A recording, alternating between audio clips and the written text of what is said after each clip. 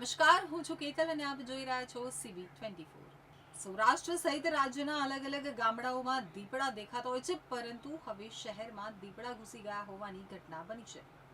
જી હા, અમદાવાદના ઘુમા નજીક આવેલી શરણદીપ સોસાયટીમાં દીપડો ઘૂસ્યો હોવાની જાણકારી સામે આવી છે। ગઈકાલે 19 જુલાઈની મોડી રાત્રે દીપડો સોસાયટીમાં ઘૂસી જતા લોકોમાં ભય ફેલાયો છે। મેયર હિતેશ બારોટે જણાવ્યું હતું કે ઘુમા ગામ નજીક દીપડો દેખાયો છે। રાત્રિના સમયે દીપડો આવી ગયો હતો, જે મામલે સોસાયટીના સ્થાનિક રહીશો દ્વારા જાણ કરવામાં આવી હતી। વન વિભાગ તેમજ કાંકરિયા પ્રાણી સંગ્રહાલયના અધિકારીઓને પણ જાણ કરી છે। ઘુમા અને આસપાસના વિસ્તારોમાં વન વિભાગ અને કાંકરિયા પ્રાણી સંગ્રહાલયની ટીમ દ્વારા અત્યારે દીપડાને પકડવા માટેની કામગીરી શરૂ કરવામાં આવી છે। સોસાયટીમાં દીપડાના પંજા હોવા અંગેની કાંકરિયા પ્રાણી સંગ્રહાલયના અધિકારીઓ દ્વારા પુષ્ટિ કરવામાં આવી છે। 3 થી 4 જગ્યાએ દીપડાના પંજાના નિશાન મળી આવ્યા છે, જેથી દીપડો હોવાનું સ્પષ્ટ થઈ ગયું છે। તો મળતી માહિતી મુજબ શહેરના છેવાડાના વિસ્તાર ઘુમા ગામથી શેલા તરફ જવાના રોડ ઉપર આવેલી શરણદીપ સોસાયટીમાં મોડી રાત્રે 1:50 વાગ્યા બાદ દીપડો દેખાયો હતો। સોસાયટીનો કોટ કૂદી અને દીપડો સોસાયટીમાં આવ્યો હતો। એક યુવતી ગાડી લઈ અને ત્યાંથી પસાર થતી હતી, તેણે પણ આ દીપડાને ત્યાંથી જતા જોયો હતો। તો સોસાયટીમાં દીપડાના પંજાના નિશાન પણ મળી આવ્યા હોવાનું જાણવા મળ્યું છે। મોડી રાત્રિના સમયે આ દીપડો જોવા મળ્યો હતો અને સીસીટીવી કેમેરામાં સ્પષ્ટ જણાય છે કે દીપડો છે અને પંજાના નિશાન કેટલીક જગ્યાએ પણ મળી આવ્યા છે। તો શેલા અને ઘુમા ગામની આસપાસના વિસ્તારમાં દીપડો જોવા મળતા સ્થાનિક લોકોમાં ભયનો માહોલ જોવા મળ્યો છે। સ્થાનિક નાગરિકો દ્વારા આ મામલે મેયર હિતેશ બારોટને જાણ કરવામાં આવી હતી, જેના પગલે તાત્કાલિક સવારે તેઓ શરણદીપ સોસાયટી ખાતે પહોંચી ગયા હતા।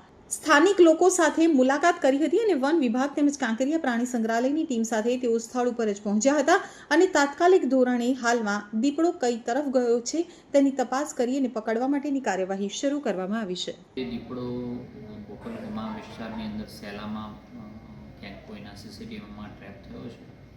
વન વિભાગ એના ફૂટપ્રિન્ટના આધારે ટ્રેક કરવાની કોશિશ કરી રહ્યું છે અને રેસ્ક્યુ કરવા માટેની પણ ફોરેસ્ટ ડિપાર્ટમેન્ટ લાગી ગયું છે। ટૂંક સમયમાં એ પણ પકડાઈ જશે।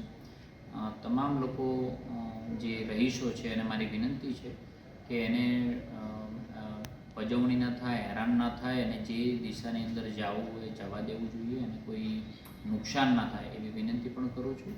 અને જેવી આપને કોઈ જાતની ક્યાંય જાણકારી મળે છે તો ફોરેસ્ટ વિભાગને આપવી, જેથી કરીને ઝડપીમાં ઝડપી એનું રેસ્ક્યુ થઈ શકે।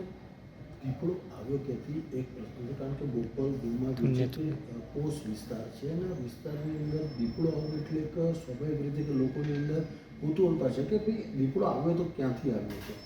સાચી વાત છે આપની કે આજુબાજુ કોઈ સેન્ચુરી તો નથી, પણ કઈ દિશામાંથી આવ્યો છે એના ફૂટપ્રિન્ટના આધારે નક્કી થશે કે કેમ આવ્યો છે, શું શોધમાં આવ્યો, પાણીના શોધમાં આવ્યો કે અન્ય કોઈ માટે આવ્યો છે। તો એનું રિસર્ચ પછીથી કરશું। હાલ આપણે પ્રાયોરિટી માત્ર રેસ્ક્યુ કરવાની છે। કેટલી ટીમ સર અત્યારે કામ કરી રહી છે? ઘણા બધા લોકો લાગી ગયા છે। ફોરેસ્ટ વિભાગને આજુબાજુની નોર્મલ રેન્જમાં કામ કરતા જે એક્સપર્ટ માણસો છે એને રેસ્ક્યુ કરવાના એ તમામ લોકો લાગી ગયા છે। અને માત્ર એટલું જ છે કે એને કોઈ નુકસાન ન પહોંચાડે એટલી જ વિનંતી છે। આમ તો દીપડો જે છે તે સાબરમતી નદીની ભેખડની આસપાસ જે છે તમને ત્યાં જોવા મળતો હતો, પરંતુ આ પોસ્ટ વિસ્તારમાં આવ્યો એટલે લાગી રહ્યું છે કે કઈ બાજુથી આવ્યો હોય, એના કોઈ ફ્રૂટ ફ્રૂટ કે એવું કંઈ બોલી જતા પ્રાથમિક બેઝ ઉપર હાલ ચાલી રહી છે, જલ્દી એનું રેસ્ક્યુ થઈ જશે। અને જનરલી દીપડો લેપડ છે, રાત્રે ચાલતું પ્રાણી વધારે છે, એટલે રાતના સમયની અંદર એ આ બધો વિસ્તાર ઓળંગીને આવ્યો હશે, પણ વધુ આપણે એના ફૂટપ્રિન્ટના આધારે જ કહી